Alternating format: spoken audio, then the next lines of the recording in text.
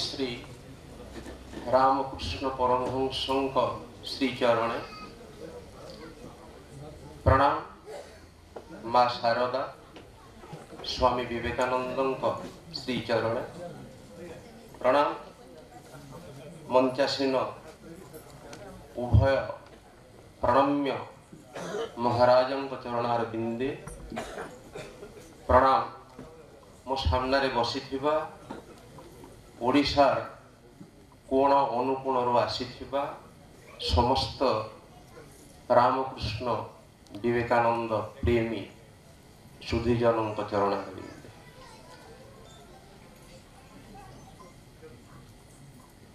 सर्वकाल आचार्य अनंत काल मार्गदर्शक श्री श्री रामकृष्ण परमहंसों को संबलपुर माटी रे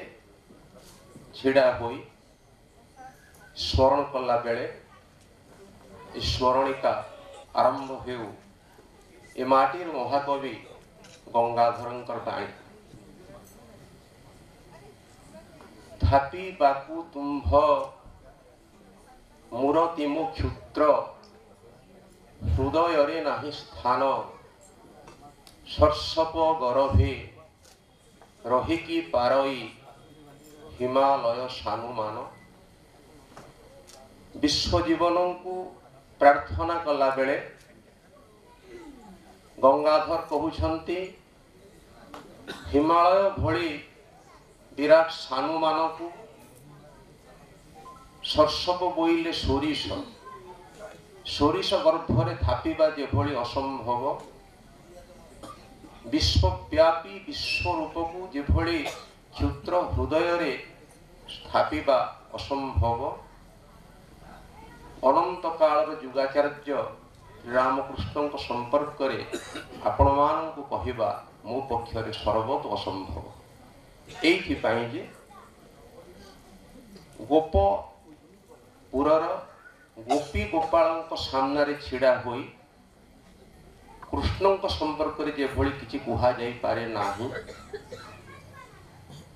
महाराज माने जोठी बसी थिबे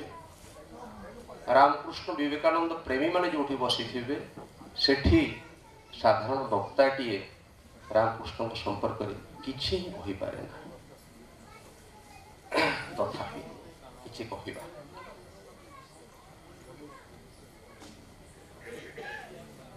एहांक संपर्क रे 1924 मसीहा जेतेबेले पृथ्वीर जड़े ख्यातनामा दार्शनिक नोबेल पुरस्कार प्राप्त रोमा रोला तांको बही लेखुछंती एवं से बही प्रस्तावना दौछंती। प्रस्तावना देला बेले पाश्चात्यर मनीष मानू एहांक संपर्क रे चिन्हेबा पाई से कहउछंती ए हेउछंती सेही मनीष जे 300 नियुत लोकंक देशर 2000 वर्षर आध्यात्मिक जीवनर एक समन्वित रूप टिके गणित करुछंती। 300 नियुत लोकंक देशर 2000 वर्षर आध्यात्मिक अभियात्रार एक समन्वित रूप रामकृष्ण। ये जो भारत वर्ष आम 1924 मसीहा को आकलन करूँ स्वाधीन है भारत से पराधीन अच्छे स्वाधीन होगा 23 वर्ष बाकी से बेले जड़े पृथ्वी विख्या चिंतक जो चित्रटीए दौरान गणित कर मनीषटी जो भली भाव एक अख्यात पल्ली रे बंगदेशर एक सुदूर देहाती गाँव रे जीवन टी आरंभ करुछंती एवं जीवन आरंभ कला बेले जीवन जो घटना गुड़ा घटी जाउछि ताकू टिके तळे देखिले दिशी जाउछि से कामार कुकुरटे किभଳି ए मनीष भितर विश्वरूप दर्शन अयम आरंभ हो जाइଥିଲା। जो मनुष्यटी माटी मूर्ति गढ़ुले कीर्तन दल सहित कीर्तन गीत गाउले से मनुष्यटी जेतेबेले गाँ खेत हिड़े जाउछंती तन्मय ही लहसी जाउथवा धान को देखुछंती सेतिकी बेले आकाश में घोटी आसुची कलाहांडिया मेघ एवं किछि बग भासी जाउछंती। आकाश रे कलाहांडिया मेघ घोटी आसीबा किछि नुआ कथा नुह। बग आकाश रे पहरी जिबा किछि नुआ कथा नुह। किंतु ए दुईटी दृश्य को जे देखी थिले से आखिटी नुआ कथा। केउ दिनरु गछरु आत तलकू पड़ुला लक्ष लक्ष वर्ष धरी किंतु न्यूटन रो आखि देखुछि एवं ता भितरे माध्याकर्षण तत्व को आविष्कार करुछि। ठीक सही भली भाव रे जे घोटी आसीथिबा कलाहांडिया मेघ पहरी जाउथबा बग कामार कुकुर रो 6-7 वर्षर पिला आखिरे देखई दउछि विश्व विमोहिनी लीला को मूर्छित हो जाउछंती मोहग्रस्त हो जाउछंती। ये जो मोह हेबार आरंभ हो गला से मोह हेबार आरंभटी 1836 रु 1881 पर्यंत 86 पर्यंत ए 50 वर्ष बंची मनुष्यटी केते थर मोह होइछंती एवं आज जाए जो हमको मोहग्रस्त करूछंती तार तुलना ना। एमती मोहग्रस्त करुवा मनुष्यटी से जो दृश्यटी देखी थिले आमे देखी पारु नथिबा आमे बुझी पारु नथिबा आम आखि को धरा देउ नथिबा जो इंगित को देखी थिले सेइथि पई सी हेले भविष्य द्रष्टा। से भविष्य द्रष्टा हेले बोली आज 2025 मसीह रे आम आलोचना कला बेले आलोचना शिरोनामा दउछि Ramakrishna the prophet of modern world. Prophet बोले भविष्य द्रष्टा जे भविष्य को देखी पारे आमको देखई दे पारे जहाँ आम आखिरे पड़ू न था। ये जो भविष्य द्रष्टा जी गाँव रे रहुछंती आधुनिक शिक्षा प्रति सबुबले अनाग्रह प्रकाश करुछंती। भाई रामकुमार कहला बेले तांको आड़े दउछंती एभली मो शिक्षा दरकार नाही बोली सेही मनुष्यटी अति चमत्कार भाव में आधुनिक मनुष्य को चिन्हि पारुछंती। रामकृष्ण परमहंस जो वर्ष जन्म होउछंती 1836 मसीहा तार ठीक वर्ष को आगर 1835 रे भारत शिक्षा नीति आरंभ करते मैक्समुलर माइनुक 1835 मसीहा। जो वर्ष रामकृष्ण जन्म होउछंती ठीक सही वर्ष बंग भाषा प्रचार परिषद बंगला रे आरंभ होउछि। ठीक सही वर्ष ओडिसा रे पठाणी सामंत जन्म होउछंती। तांको जन्म आगरु कलिकता यूनिवर्सिटी कलिकता हिंदू कॉलेज 1817 रु आरंभ हो जाउछि। से 1855 रे आसुछंती दक्षिणेश्वर को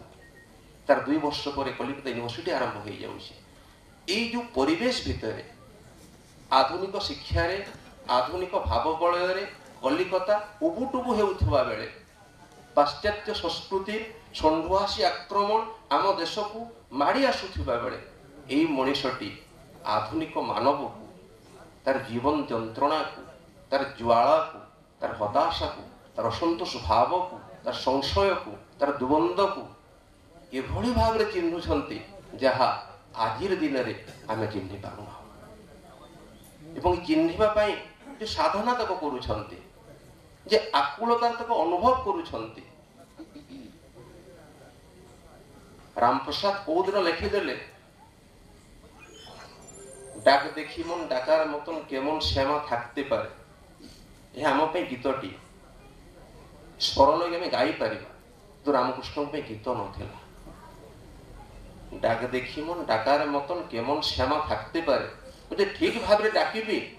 मोटे हृदय आकुलता थी मोटे टाण थी मत माँ बाध्य देखा दबनी कहीं भाव ये शिखे पारे सी आम रामकृष्ण एवं ये शिखेवा जो साधना तक कले से माता भैरवी ठार तंत्र शिक्षा नियंतु परम वैष्णव जटाधारी ठार बात्सल्य रस शिक्षा नियंतु तोतापुरी ठार अद्वैत वेदांत शिक्षा नियंतु इस्लाम धर्म इस्लाम शिक्षा नियंतु ख्रीष्ट धर्म ख्रीष्ट शिक्षा नियंतु ए सबु भितर से एभली एक सर्वधर्म समन्वय जीवंत प्रतिमूर्ति होई उभा होछंती जे 1875 मसीहा मार्च मास 15 तारिख जेतेबेले केशव चंद्र सेन तांकु प्रथमे देखुछंती चमकी जाउछंती जो केशव चंद्र 1870 मसीहा यूरोप रु फेरुछंती जहाँ को यूरोप रे भव्य संवर्धना दिया जाउछि जहाँ को ज्ञान को जहाँ को विचार को समस्ते भूरी भूरी प्रशंसा करुछंती से केशव चंद्र ए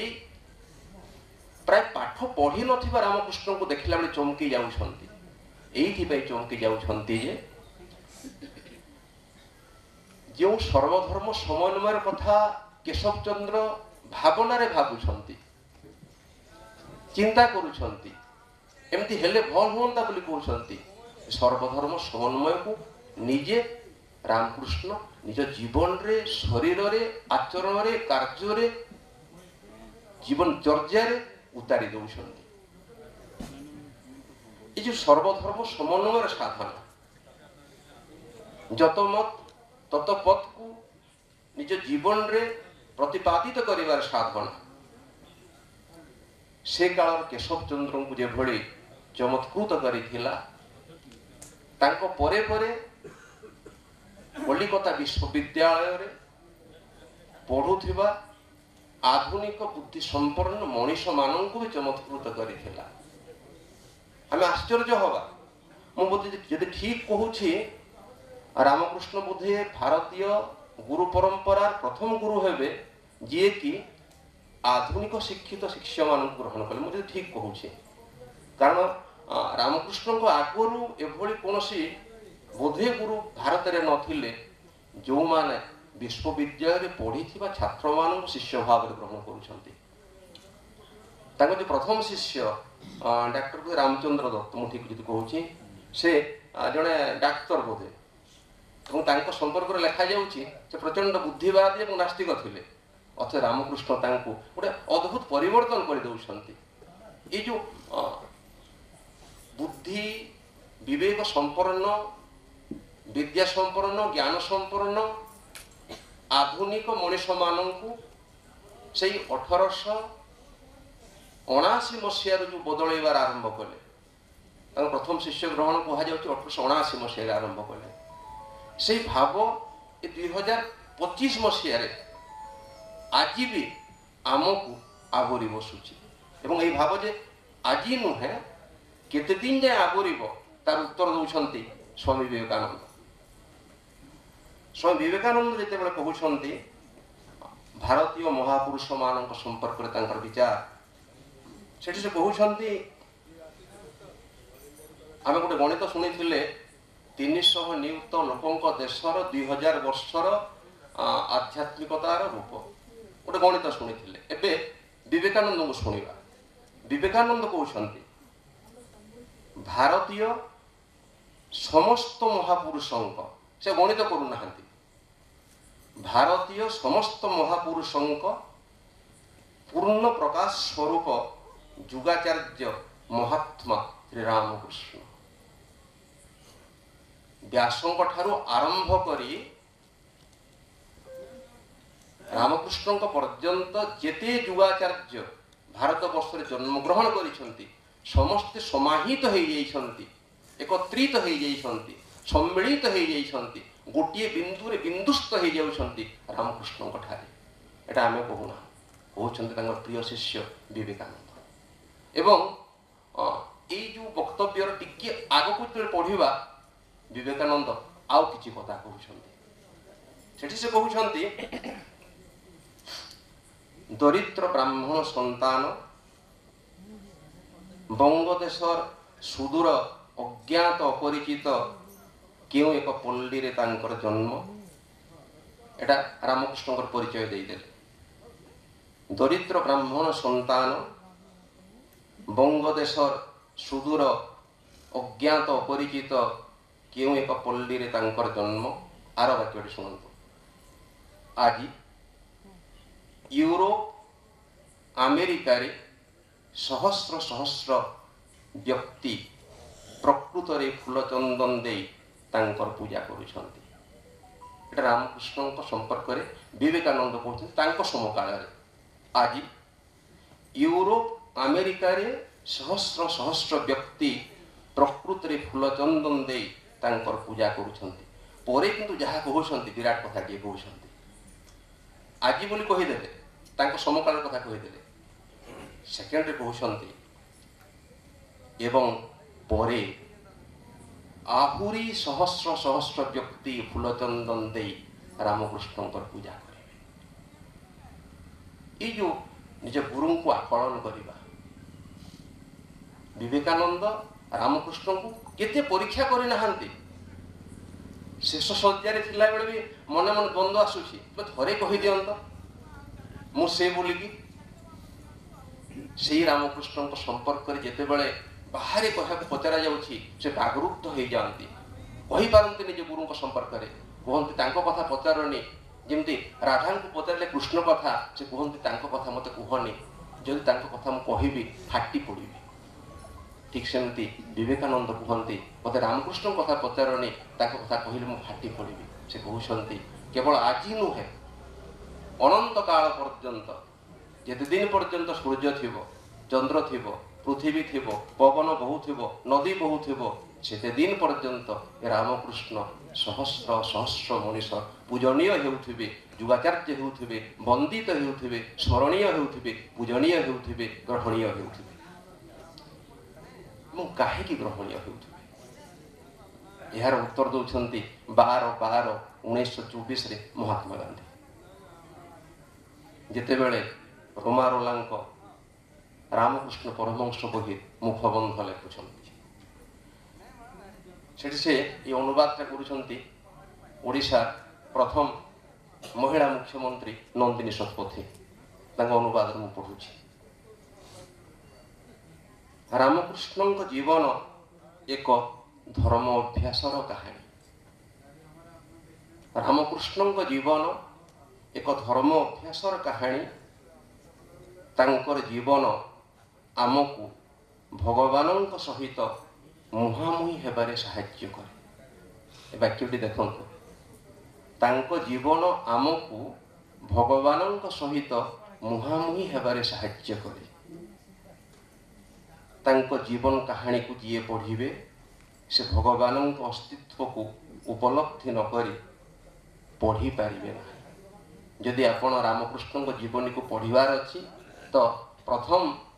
कंडीशन है आपण को भगवान उपस्थिति को मानिबा को पड़िबो जदि मानु नाहंती रामकृष्ण को पढ़ी पारिबे नहीं भगवान ही सत्य एवं अन्य सब माया यह रामकृष्ण परमहंस जीवन जना पड़े लंबा अच्छी तार पर दुईटी वाक्य किंतु इंपोर्टेंट वाक्य सेठी गांधी कहउछंती आज संशयवाद जुगरे ये शब्द को ध्यान दिंतु आज संशयवाद जुगरे से माथुर बाबू हंतु नरेंद्र हंतु बा आमे हो आम कहारी भितर संशय तुटी जाए ना द्वंद्व तुटी जाए ना एक निरुता विश्वास आरोपित तो हुए ना डाक देखी मन डाकार मतन केमन श्यामा डाकते पारे ये जो डाकटी आम भीतर ए जाए बाहरी पारि ना हम जेते पाठ पढ़ीछु जेते डिग्री हासिल करिछु ना कहे कि प्रभु पाखे जो समर्पित हो जीवा माँ बोली कहले आखि लुह छल छल हो जीवा माँ तुम हाथ केमती खाइबु ना बाध्य खाइबु खा तू मोटू फुल नेबुन केमती माँ ने तो नुपुर ध्वनि शुणेबु केमती शुणा ये जो आबदारटी थिला रामकृष्ण ये जाए बोध हुए आम भीतर आसी पारे ना से दिन प्रार्थना चलुची निजे रासमणी बसी जान पड़ा रामकृष्ण को ठाईकिना चौकटे पजे दूसरे रामकृष्ण समस्त चमकी जाऊँ कथा कौन बोल कहला बेले मंदिर में बसिकी अन्य भावना आसला कहीं मंदिर में बसी ठाकुर पाखे बसी मत अन्य भावना आसला कहीं आज समय आमर पूजारी माने पूजा कला बेले मोबाइल फोन न देखले पूजा करि पारु नहांती 5 थर मोबाइल में कथा लागुछंती जगन्नाथ पाखे ठिया सेवक मैंने मोबाइल में फोटो उठाउछंती अथच से दिन रासमणि भाया महामनीषी को रामकृष्ण तागिद दौरान माँ दरबार में बसिकी तू आनमना हो कहीं बोली ये जो संशयवाद से भी थिला आज भी अच्छी से गांधी कहते आज संशयवाद जुगरे रामकृष्ण एक जीवंत विश्वास पराकाष्ठा देखई एवं तांकर उपदेशावली गुड़िक हजार हजार नर नारी को सांत्वना जोगाई कहीं रामकृष्ण चिरकाल वंदनीय हेबे एटा तार उत्तर आम जिते बेले पर्यंत संशयवाद भितर थिबा अशांति भितर थिबा प्रभु को नहीं द्वंद्व भितर थिबा बाट न पाई बाट हुड़ी जाउथिबा सेतिकी बेले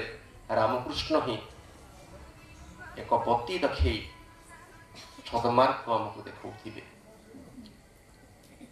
आम हृदय गुड़िक पथर हो जाउथबा बेले